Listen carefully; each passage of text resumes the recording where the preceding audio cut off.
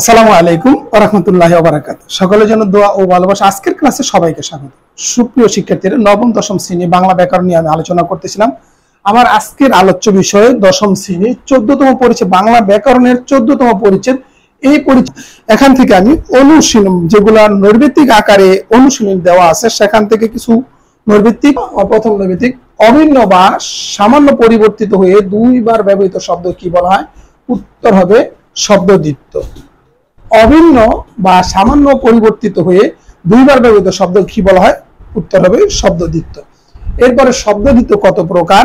উত্তর 3 প্রকার। শব্দদ্বিত্ব কত প্রকার? উত্তর 3 প্রকার। এরপর পরপর প্রয়োগ হওয়া কাছাকাছি চেহারা শব্দকে কি বলা হয়? অনুকারদ্বিত্ব।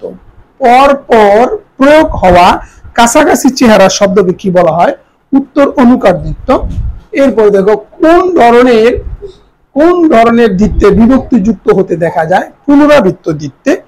কোন ধরনের দ্বিত্বে বিভক্তি যুক্ত হতে দেখা যায়? উত্তর পুনরাবৃত্ত দ্বিত্বে।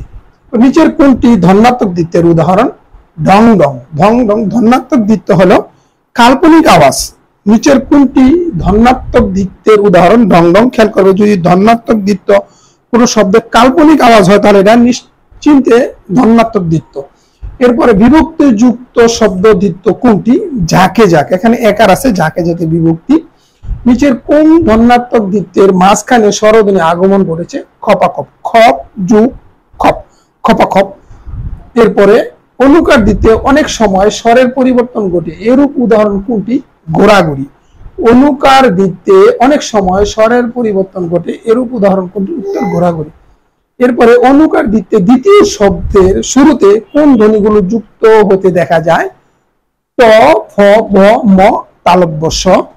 এরপরে গা ছমছম করে, এখানে ছমছম কোন দ্বিত্বের উদাহরণ? উত্তর ধনাত্মক দ্বিত্বের। গা ছমছম করে, এখানে ছমছম কোন দ্বিত্বের? উত্তর হবে ধনাত্মক দ্বিত্বের।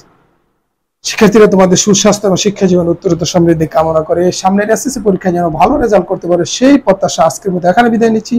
আসসালামু আলাইকুম ওয়া রাহমাতুল্লাহি ওয়া বারাকাতুহু।